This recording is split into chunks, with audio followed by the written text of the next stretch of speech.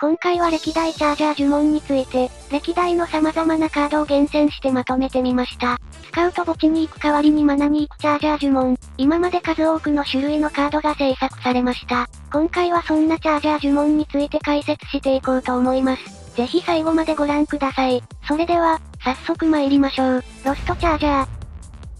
まず最初に紹介するのはロストチャージャーです。このカードは現在プレミアム殿堂入りに指定されています。闇の3マナのチャージャー持ち呪文で、相手か自分の山札を見てその中から1枚カードを選び、それを持ち主の墓地に置くことができます。このカードは全てのチャージャー呪文の中でも、最強クラスの性能を持ったカードとして有名です。まず、自分の山札を見る場合ですが当時使われていた方法としては、自分の山札からボルメテウスサファイアドラゴンを墓地に置き、ロストチャージャーはチャージャー効果でマナにそうすると、次のターンで自分のマナが5枚になるので、同じく今ではプレミアム殿堂入りに指定されている、呪文のインフェルノゲートを唱えます。そうすると墓地から好きなクリーチャーを場に出せるので、さっき落としたサファイアを場に出します。そのまま相手のシールドトリガーをガン無視しながら、ダイレクトアタックまで持ち込んで勝利することができます。他にも、相手の山札を見る場合でもこのカードは強力で、相手の山札や公開領域から推測してシールドトリガーを警戒、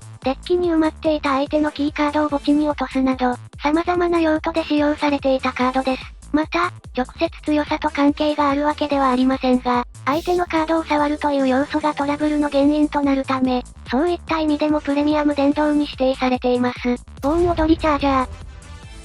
次に紹介するのは盆踊りチャージャーです。チャージャー呪文といえばこのカードを連想する人も多いでしょう。闇の3マナのチャージャー呪文で、効果も非常にシンプル。山札の上から2枚を墓地に送ります。この効果ですが、正直墓地肥やしを目的にして使用している人は、実はそう多くないといった現状があります。ですがこのカードは今でも採用されているデッキが多くあります。その理由は、このカードが闇のマナ加速であるからです。闇文明は強力な文明の一つですが、マナ加速手段に乏しく、おまけ程度とはいえ墓地を肥やしながらマナ加速できる。その汎用性の高さがこのカードの評価の高さにつながります。また、このカードは今年のクロニクルデッキ終焉で、集団ガンマドルブロとのツインパクトで収録されました。受け性能を持った盆踊りチャージャーということで、数多くのプレイヤーがこのカードに注目しました。リロードチャージャー。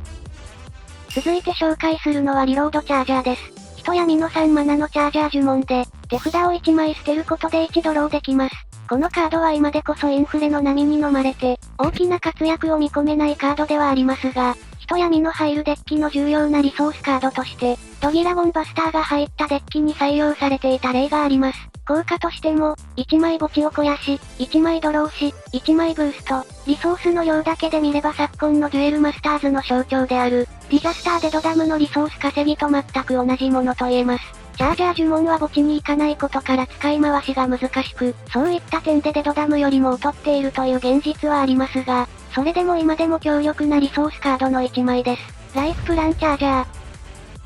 次に紹介するのはライフプランチャージャーです。自然のコスト4のチャージャー呪文で、山札の上から5枚を見てその中から1枚クリーチャーを選び、手札に加えることができる呪文です。先ほど盆踊りチャージャーの解説を行った際に、チャージャー呪文は自然以外の文明のマナ加速を担う、という旨の解説をさせていただきました。ですがこのカードはその逆とも言えるカードで、自然文明に足りないマナ加速以外の行動を担うカードです。自然文明は手札補充手段がそう多くなく、泣く泣く水文明を採用してドローすることが多いです。しかしこのカードは自然単色のカードでありながら、クリーチャーを豊富な選択肢から選んで手札に加えられます。しかもおまけ程度とはいえチャージャー効果がついているため、次のターンには6マナに達することもできます。と、このように様々な要因が噛み合って強力なカードとなり、最近でもマックスガンジュラゴンのデッキに採用されるなど、数多くの成績を残している汎用カードです。ちなみにこのカードは後に往来編にて、ライフプランリチャージャーという上位互換が登場しました。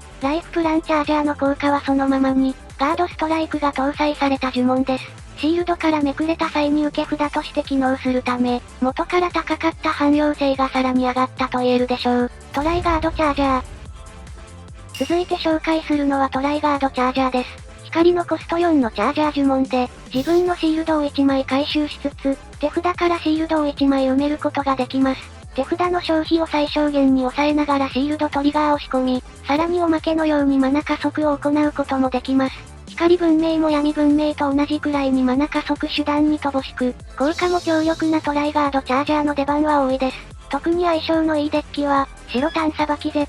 このデッキはなかなかに難易度が高いと有名なデッキです。コンボの概要についてですが、まず4マナ払って、手札からトライガードチャージャーを唱えます。あらかじめさばきの紋章と呼ばれる呪文を唱えておいて、自分のシールド1枚に表向きのカードを2枚追加します。そのシールドをトライガードチャージャーで回収。重なったカードも含めて1枚としてカウントされているので、合計3枚ほどカードを回収できます。その後、さばき Z 効果で手札から Z を場に出します。さばき Z とは、いわゆるストライクバック効果に近く、シールドからさばきの紋章を手札に加える際にそれを捨てて、手札からカードを使用することができます。Z の登場時効果で山札の上から1枚を、表向きにして既存のシールドの上に置きます。さらにトライガードチャージャーのシールド追加効果で、手札を1枚シールドに変換します。そしてここで Z の効果がさらに発動。シールドが追加されるたびに次に使用する光のカードのコストを、最大3少なくすることができるのです。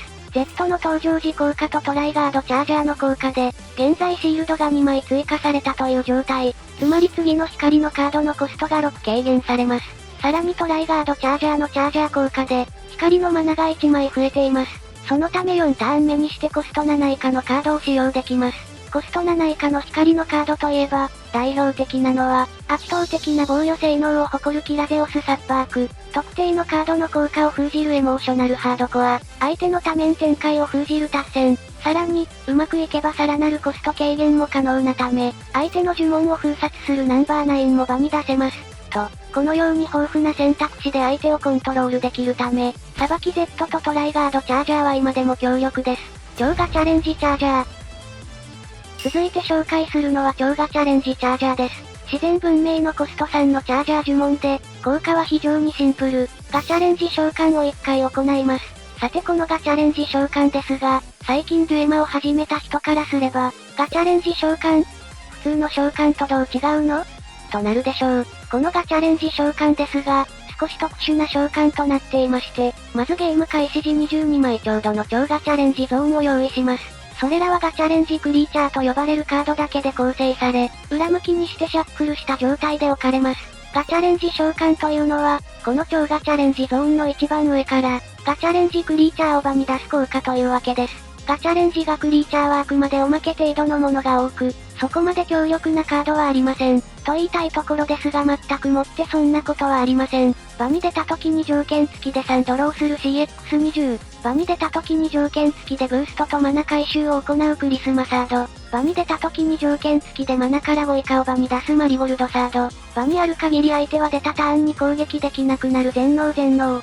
場に出た時に条件付きで墓地から8以下を出す読み字。そもそもダブルブレーカーを持っているドーピードープ。などなど、おまけとは言い切れない効果のカードが多数あります。そのため、超ガチャレンジチャージャーはたった3マナでガチャレンジ召喚ができる。そんな見方をされている悲劇のカードの1枚です。ボルシャックドラゴンデュエリストチャージャー。